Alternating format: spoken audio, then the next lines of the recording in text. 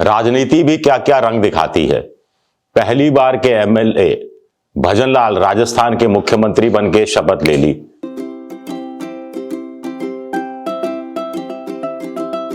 और उनके सर पर आशीर्वाद रख दिया, हाथ रखकर आशीर्वाद दिया 2 बार की मुख्यमंत्री वसुंधरा राजे ने। अब वसुंधरा राजे के दिल पर क्या बीत रही होगी, ये बात तो वसुंधरा राजे जानी, लेकिन बड़ी बात है कि राजकुमारी दिया को भी, जो उप मुख्यमंत्री बनाई गई हैं, उनको भी महारानी ने आशीर्वाद दिया।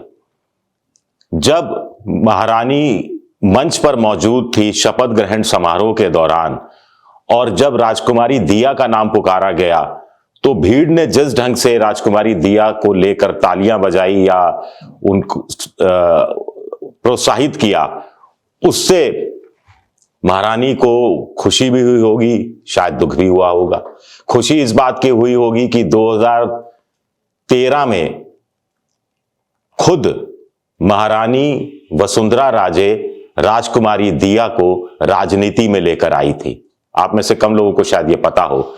और सवाई माधोपुर से पहली बार विधानसभा का चुनाव लड़ाया था। राजकुमारी दिया बड़ा घबरा रही थी, हिचकिचा रही थी, क्योंकि सामने संगमा की पार्टी की तरफ से डॉक्टर किरोड़ी लाल मीणा खड़े हुए थे और सवाई माधोपुर पूरी मीणा बेल्ट में आती है। लेकिन जो गुर सिखाए राजनीति के महारानी ने राजकुमारी को, तो राजकुमारी चुनाव जीत गई। उसके बाद वो अगला विधानसभा चुनाव तो नहीं लड़ी, लेकिन लोकसभा चुनाव 2019 में राजसमंद से लड़ा और जीता। यहां महारानी साथ नहीं थी, क्योंकि इस बीच कुछ चीजें बिगड़ गई थी, रिश्ते बिगड़ गए थे।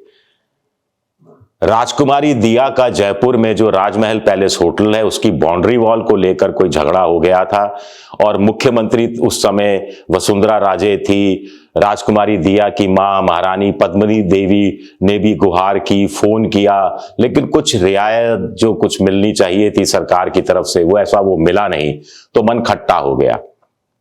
और अब महारानी तीसरी बार मुख्यमंत्री बनने से वंचित रह गई, और राजनीति में बहुत लंबा सफर नहीं है राजकुमारी दिया का, वो उप मुख्यमंत्री हैं।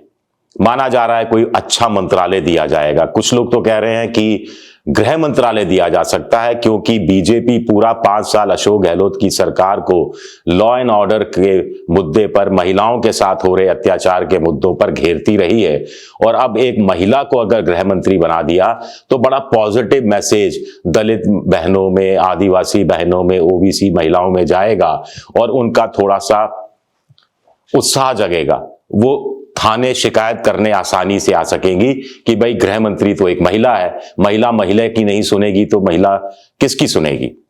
तो ये एक बड़ा दांव खेल सकते हैं। कुछ लोग कह रहे हैं कि आपको चौंकना नहीं चाहिए अगर आने वाले कुछ समय बाद, यानी साल बाद, 2 साल, 2.5-3 साल बाद राजकुमारी दिया को मुख्यमंत्री बना दिया जाए। ऐसा कुछ लोग कह रहे हैं। ये बिल्कुल दूर की कौड़ी हो सकती है, कयासबाजी हो सकती है, लेकिन मोटे तौर पर जिस ढंग से राजकुमारी दिया को जयपुर की सबसे सुरक्षित सीट विद्याधर नगर दी गई, जिस ढंग से बीजेपी ने एक सीट खराब होने की चिंता नहीं की, क्योंकि वहां से नरपत सिंह राजवी जो कि भैरव सिंह शेखावत के दामाद है, उनको हटाया गया, उनको चित्तौड़गढ़ शिफ्ट किया गया। चित्तौड़गढ़ में जो चंद्रभान आक्या थे, जो बीजेपी के विधायक थे, वो फिर बागी हो गए और वो चुनाव जीत गए, तो वो वापस आ जाएंगे, करीब करीब आ चुके हैं बीजेपी में, विधिवत आना बाकी है।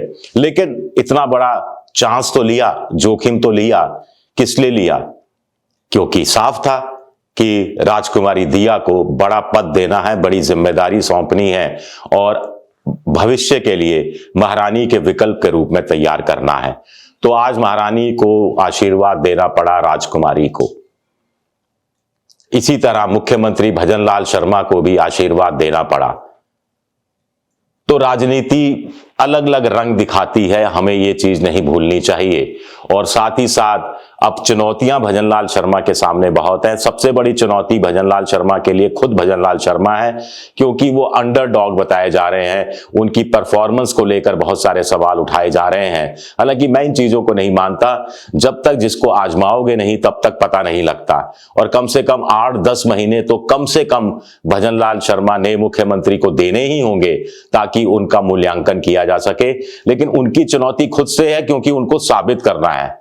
उनको खुद को साबित करना है, जनता को साबित करना है, पार्टी को साबित करना है, और सबसे बड़ी बात प्रधानमंत्री नरेंद्र मोदी जिन्होंने इतना विश्वास उन पर किया है उनको साबित करना है। यही चीज छत्तीसगढ़ और मध्य प्रदेश के मुख्यमंत्रियों को भी साबित करनी है। कुछ लोग कह रहे हैं केंद्र से शासन चलेगा, केंद्र से निर्देश आएंगे। हो सकता है कुछ समय तक के लिए आए, कम से कम लोकसभा चुनाव तक के लिए तो आए। लेकिन सबसे बड़ी बात है कि वसुंधरा राजे जो 3 दिन पहले बड़ी दुखी दिखाई दे रही थी, आज थोड़ी सी सहज होती हुई नजर आई। सदमे से उबर गई हैं या कुछ अंदर अंदर तैयारियां हो रही हैं, या पार्टी को लगता है कि वसुंधरा के साथ कोई समझौता कर लिया जाना चाहिए और कर लिया गया है ताकि लोकसभा चुनाव की 25 सीटें जीतने में आसानी हो सके। क्या महारानी और राजकुमारी दोनों लोकसभा चुनाव में एक साथ प्रचार करती हुई नजर आएंगी? ये भी देखना दिलचस्प होगा।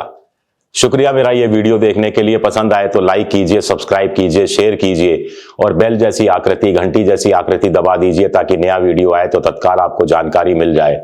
विद्रोही 7 मैं एक्स पर हूं, ट्विटर पर हूं, विजय विद्रोही 7 के नाम से मैं इंस्टाग्राम पर हूं, और फेसबुक पर मेरा पेज है विजय विद्रोही पेज, जहां आप मुझे फॉलो कर सकते हैं। आप मेंबरशिप ड्राइव में भी जा सकते हैं और मेरी आर्थिक मदद की भी कोशिश कर सकते हैं।